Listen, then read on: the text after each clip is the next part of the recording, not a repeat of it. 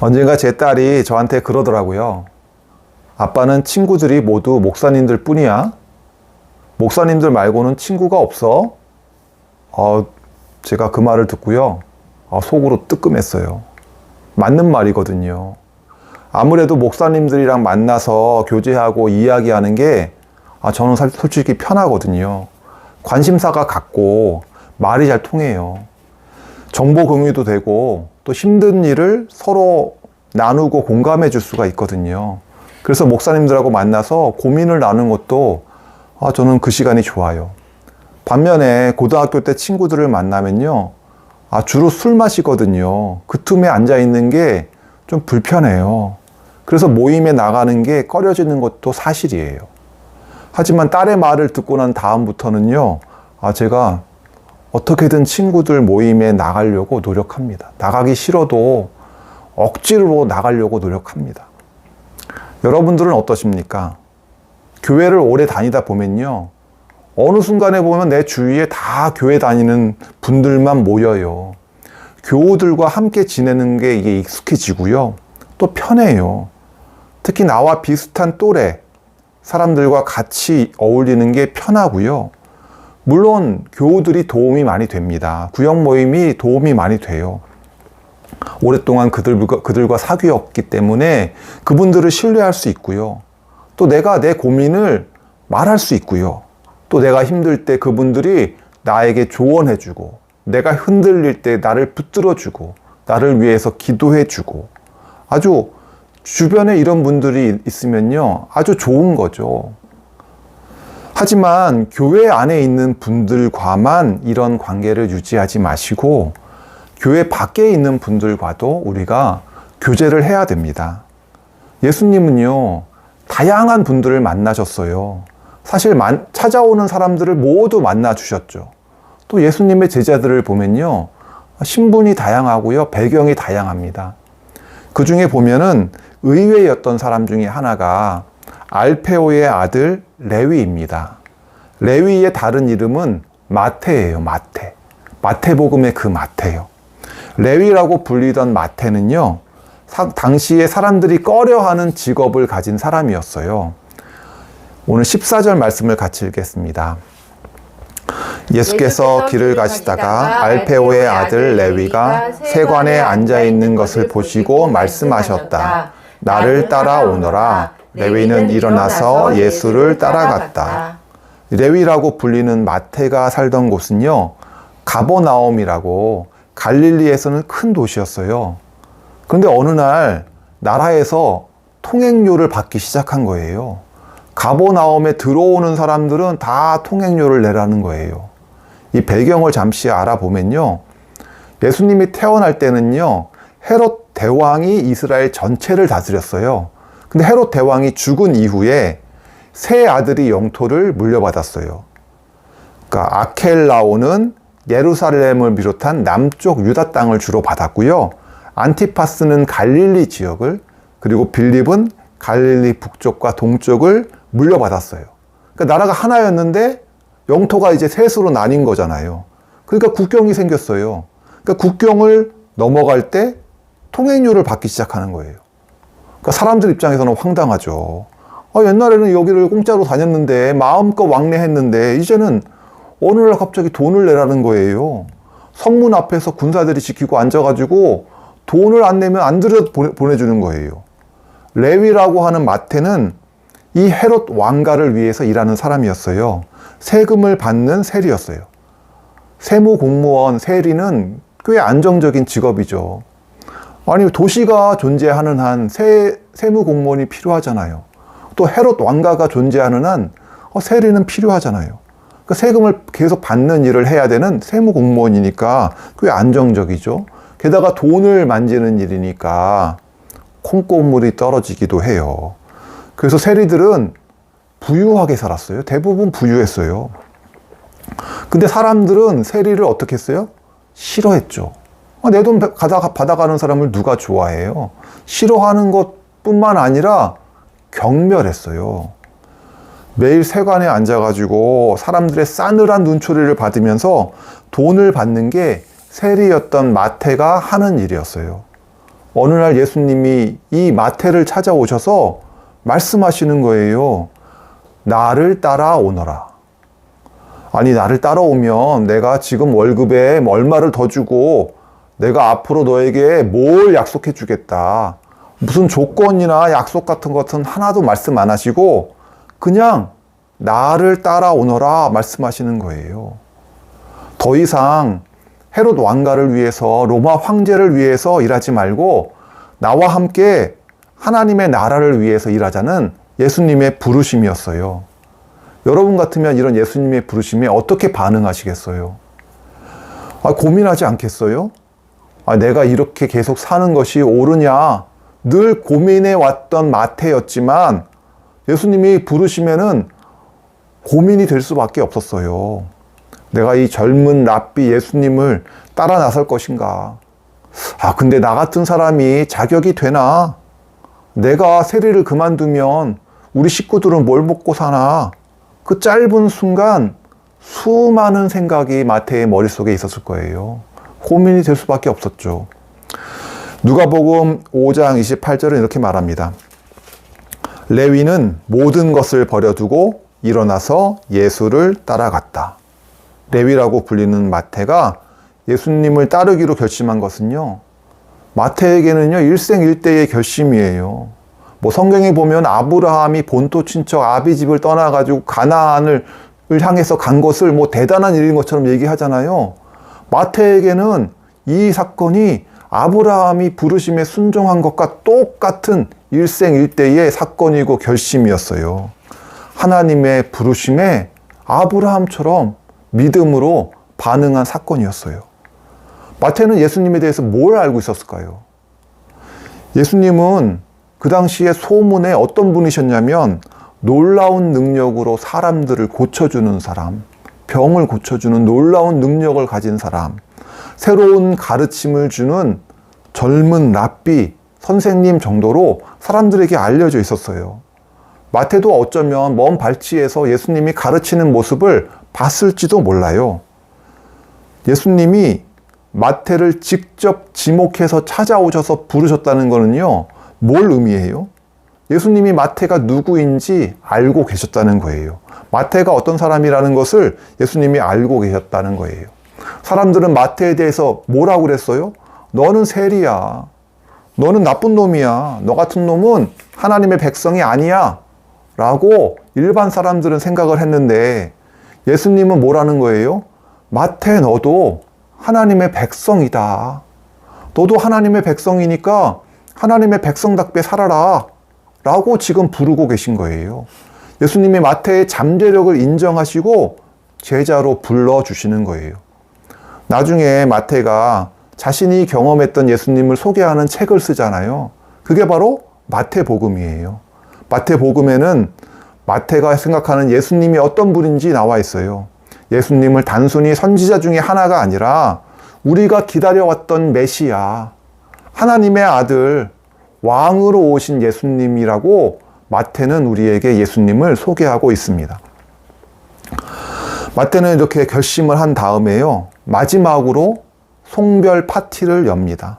자기 집으로 예수님을 모시고요, 또 자기 친구들을 다 집으로 초대해서요, 불러가지고 이제 내가 예수님을 따라 나섰다고 공식적으로 선언하는 거예요. 자기 친구들 앞에서, 가족들 앞에서, 사람들 앞에서 공식적으로 내가 이제는 예수님을 따르겠노라고 말하고 있는 거예요. 15절입니다. 같이 읽겠습니다.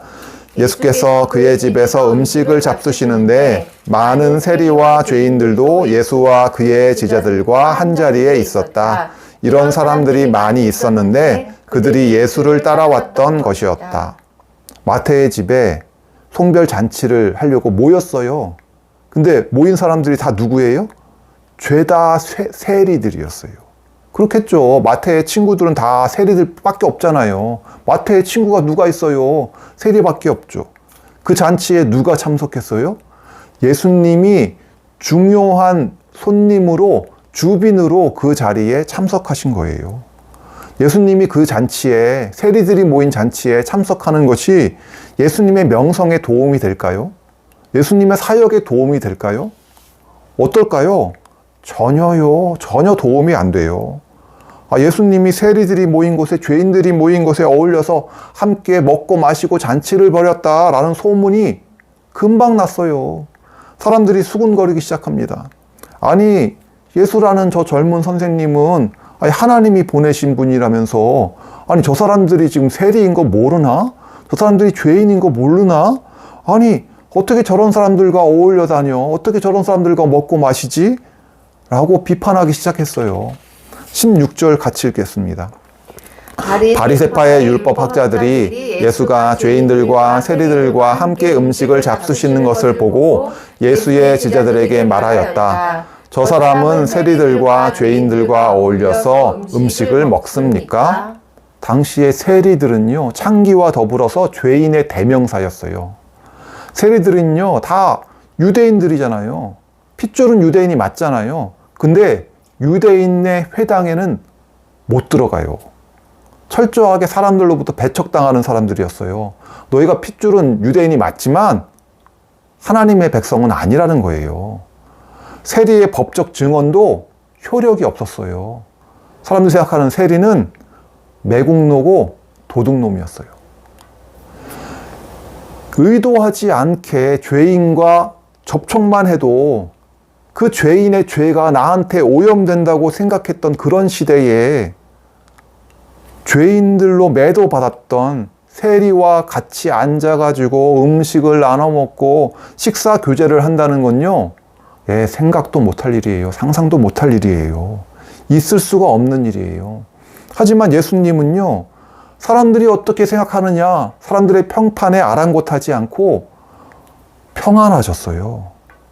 예수님은 어떻게 이럴 수가 있죠? 예수님은 자기 자신이 누구인지 확실히 아셨기 때문에 그래요. 예수님이 세례받을 때 하늘로부터 음성이 있었잖아요. 너는 사랑하는 내 아들이라는 정체성을 예수님은 가지고 계셨어요. 예수님은 자기 자신이 누구인지 분명히 아셨기 때문에 사람들의 평가에 흔들리지 않으셨어요. 우리들도 마찬가지입니다. 우리들은요, 어떤 상황에서도 하나님의 사랑을 받는 자녀들입니다. 우리가 누구라고요? 하나님의 사랑받는 자녀들이에요. 우리가 어느 곳에 있든지 우리가 하나님의 사랑받는 자녀라는 정체성을 잊지 마시기를 바랍니다. 아멘. 17절 말씀을 읽겠습니다. 예수께서 그 말을 들으시고 그들에게 말씀하셨다. 건강한 사람에게는 의사가 필요하지 않으나 병든 사람에게는 필요하다. 나는 의인을 부르러 온 것이 아니라 죄인을 부르러 왔다. 굉장히 유명한 말씀이잖아요. 나는 의인을 부르러 온 것이 아니라 죄인을 부르러 왔다.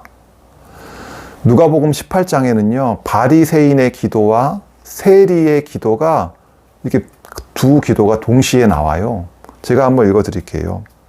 11절부터 13절입니다. 바리새파 사람은 서서 혼잣말로 이렇게 기도하였다. 하나님 감사합니다.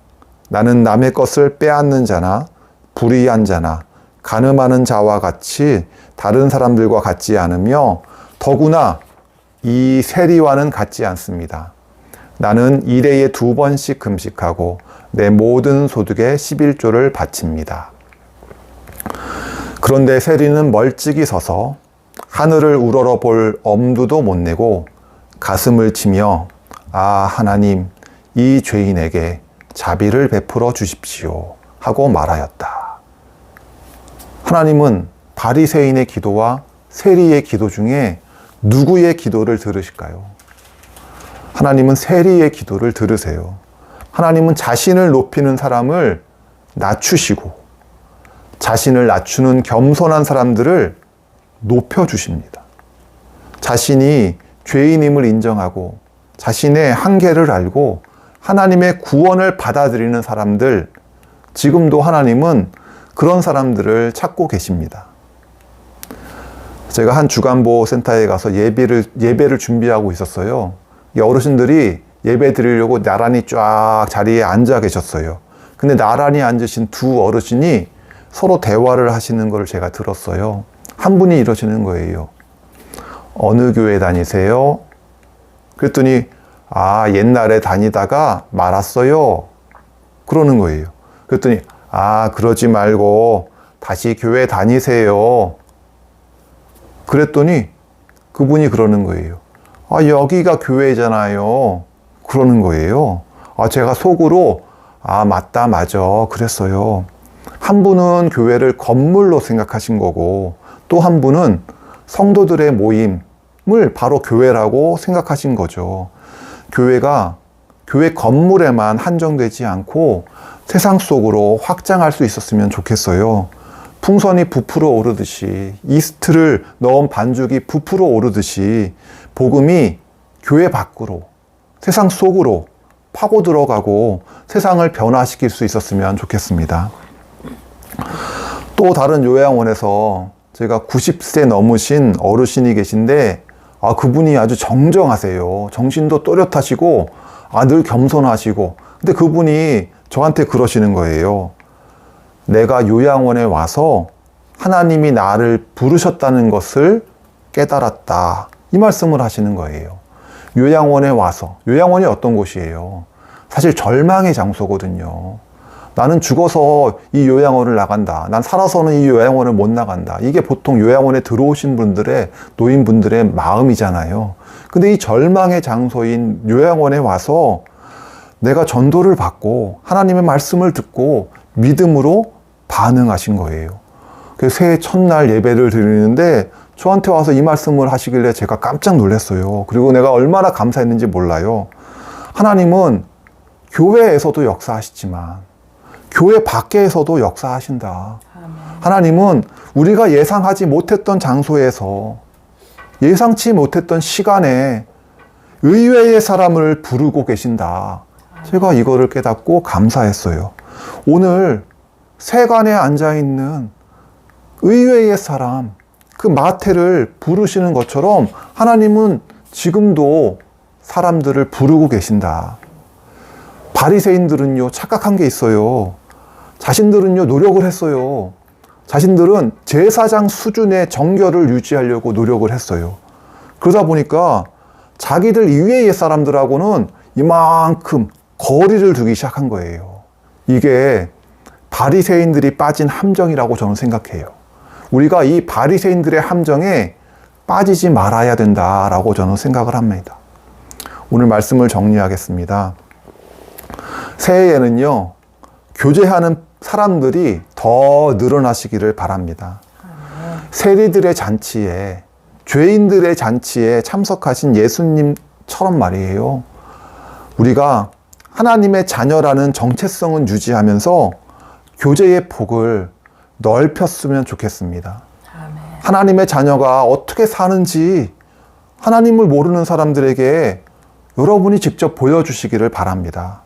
그게 하나님이 우리를 먼저 부르신 이유라고 저는 생각합니다.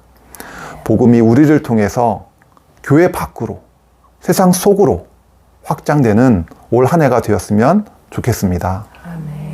네, 기도하시겠습니다. 새해에는 더 많은 사람들을 만나기를 바랍니다. 더 많은 사람들을 만나고 더 깊이 교제하는 2024년이 되기를 원합니다.